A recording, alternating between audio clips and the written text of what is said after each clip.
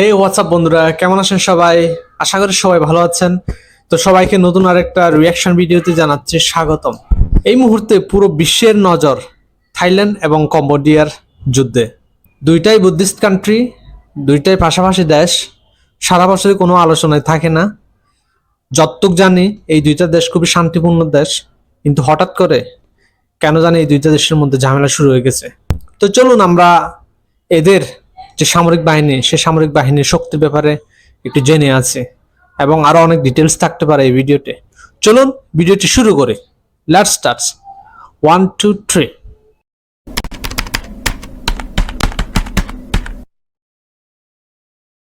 প্রথমবারের মতো রিঅ্যাকশন দিচ্ছে এই দুইটা দেশের ব্যাপারে। ল্যান্ড এরিয়া 5,13,000, পপুলেশন, জনসংখ্যা কিন্তু তেমন একটা নাই। ব্যাংকক এবং পেনমপেন্স র্যাঙ্কিং 25-95। কম্বোডিয়ার র্যাঙ্কিং অনেক নিচ্ছে, কিন্তু থাইল্যান্ডের র্যাঙ্কিং অনেক 25 নম্বর র্যাঙ্কিংয়ে। প্যারামিলিটারি সংখ্যা 25,000 10,000।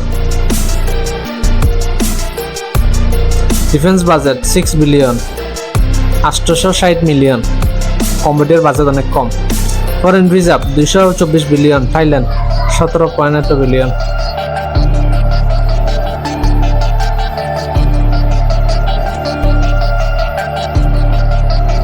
এয়ারফোর্স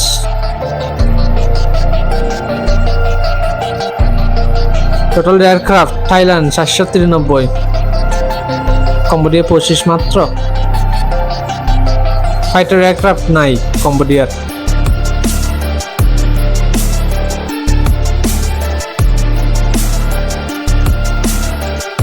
সব ক্ষেত্রে থাইল্যান্ড এগিয়ে আছে।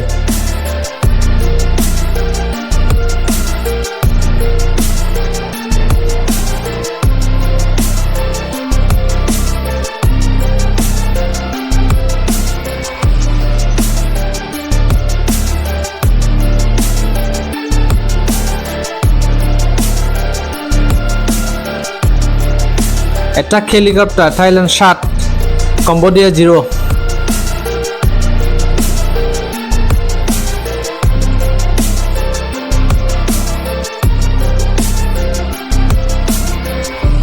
ট্যাঙ্কের সংখ্যা কিন্তু কম্বোডিয়ার বেশি। আর্মফোর্স ভেহিকলের দিক দিয়ে থাইল্যান্ড এগিয়ে আছে।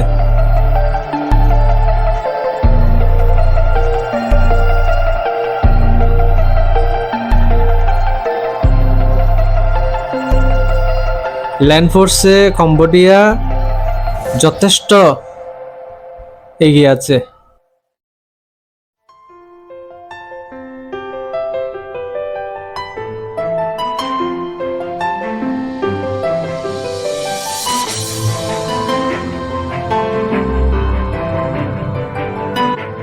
থাইল্যান্ডের একটা হেলিকপ্টার ক্যারিয়ার আছে। ফ্রিগেট, কম্বোডিয়ার কোনো ফ্রিগেট নাই।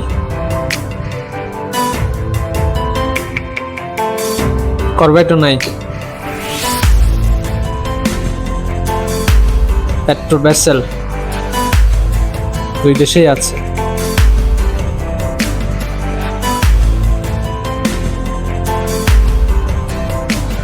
টোটাল এয়ারপোর্ট 108 আর কম্বোডিয়ার 13।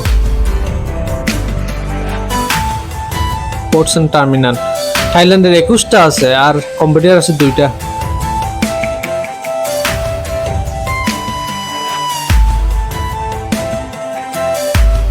অয়েল রিজার্ভ, এটা তো ফেক ইনফরমেশন দিচ্ছে মনে হয় কম্বোডিয়ার ব্যাপারে।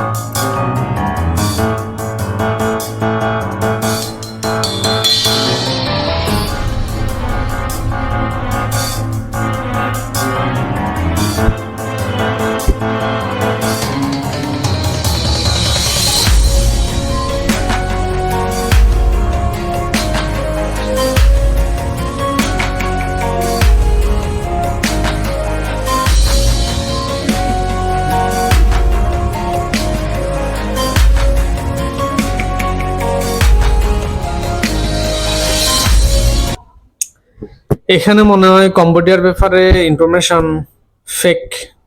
কারণটা হচ্ছে কিছু কিছু গুরুত্বপূর্ণ ক্ষেত্রে কম্বোডিয়াকে সংখ্যা একদম জিরো দেখাইছে, যেমন কয়লা রিজার্ভ, তারপরে তেলের ব্যারেল রিজার্ভ, এগুলাতে একদম জিরো কম্বোডিয়ার ক্ষেত্রে। আবার থাইল্যান্ডের ক্ষেত্রে অনেক বেশি দেখাচ্ছে। তো বিষয়টা আমার কাছে ফেক লাগলো আর কি, কারণ একটা দেশ অবশ্যই তেল রিজার্ভ রাখে এবং রাখতেই হবে যদি চলতে চায়, যদি দৈনন্দিন ক্ষেত্রে যদি স্বাভাবিকভাবে চলতে চায়, অবশ্যই তেল রিজার্ভ রাখতে হবে। থাইল্যান্ডের চাইতে কম্বোডিয়াকে খুব ছোট করে দেখানো হয়েছে ক্যাপাসিটির দিক দিয়ে। আর মিলিটারি ক্ষেত্রে যদি দেখি তাহলে থাইল্যান্ড যোজন যোজন এগিয়ে আছে কম্বোডিয়ার থেকে। কারণ থাইল্যান্ডের গ্লোবাল ফায়ার র্যাঙ্কিং হচ্ছে 25 আর কম্বোডিয়ার র্যাঙ্কিং হচ্ছে 95, মানে 70 ধাপ ব্যবধান। তো কম্বোডিয়া কিভাবে থাইল্যান্ডের সাথে যুদ্ধ করতেছে আমার মাথায় ধরতেছে না। তারপর এয়ারফোর্স আর নেভি, এই দুইটা বাহিনীতে চরম লেভেলের ফারাক আছে। এয়ারফোর্সের দিক দিয়ে তো কম্বোডিয়া থাইল্যান্ডের কাছে কিছুই না, বলতে গেলে কম্বোডিয়ার এয়ারফোর্স বাংলাদেশের থেকে বেশি দুর্বল। তবে ল্যান্ড ফোর্সের দিক দিয়ে আবার কম্বোডিয়া থাইল্যান্ডের প্রায় কাছাকাছি। সব দিক দিয়ে ভালো সরঞ্জাম আছে, ভালো ক্যাপাসিটি আছে ল্যান্ড ফোর্সের দিক দিয়ে। তো এরপরেও কম্বোডিয়া সাহস দেখাচ্ছে থাইল্যান্ডের সাথে লড়াই করার। জানি না আসলে শেষ পর্যন্ত কি হবে, এটা জাস্ট কৌতূহলবশত ভিডিওটা দেখলাম যে এই দুইটা দেশের মধ্যে এখন ঝামেলা চলতেছে, নিউজ আসতেছে দুইটা দেশের মধ্যে প্রচুর পরিমাণে গোলাগুলি হচ্ছে। সেই বিষয়টার উপর বেশ করেই মূলত এই দুই দেশের সেনাবাহিনীর ক্যাপাসিটি ব্যাপারে একটু জানার আগ্রহ হলো। তো বন্ধুরা, আপনাদের কি মনে হয় দীর্ঘমেয়াদে যদি যুদ্ধে জড়ায় যায় এই দুই দেশ তাহলে কে জিতবে? আমার মনে হয় কিন্তু থাইল্যান্ডের জেতার সম্ভাবনা সবচেয়ে বেশি, কারণ ক্যাপাসিটি দিক দিয়ে থাইল্যান্ড অনেক এগিয়ে কম্বোডিয়ার থেকে। তো আপনাদের মতামত অবশ্যই জানিয়ে যাবেন। আর ভিডিওটি আমি আজকে এখানে শেষ করলাম। যদি ভালো লাগে থাকে একটা লাইক করবেন, চ্যানেলটি সাবস্ক্রাইব করে পাশে থাকবেন। দেখা হচ্ছে নতুন কোনো আরেকটা ভিডিওতে।